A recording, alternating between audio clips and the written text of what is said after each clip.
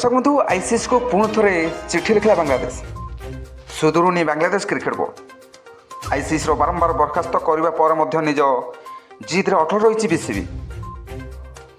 दर्शक बंधु बांग्लादेश क्रीड़ा परामर्शदाता आसिफ नजरुल कहते कि बीसीसीआई चापर जदि आईसीसी किसी निष्पत्ति निए बांग्लादेश या ग्रहण करना आम स्थान में आईसीसी स्कटलैंड को सामिल करे कहुच्छे किंतु एपर्यंत आमको कौन सूचना दि जाए मात्र बीसीसीआई चापर जदि आईसीसी एभली निष्पत्ति निए ताले आम केवे ग्रहण कर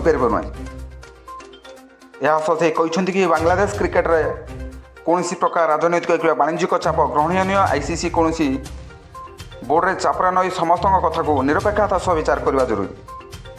दर्शक बंधु आम आमर परिश्रम जरिए निजर परिचय सृष्टि करुच्छी पढ़िया सर्वदा आम आम प्रदर्शन पर प्रतिष्ठा रखिचु जदि कहीं आमको पछक ठेलवाई प्रयास करे आम चुप रहबू ना। बांग्लादेश सरकार सर्वदा खेलाड़ी और बांग्लादेश क्रिकेट बोर्ड सह रही बांग्लादेश कौन भूल कथा को बर्दास्त करना।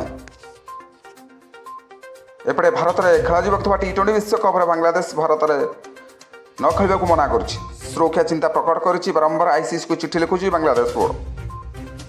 ढाका आईसीसी पक्षर अनुष्ठित होता बैठक में आसंता काली चूड़ांत निष्पत्ति शुणाଯିव कहु।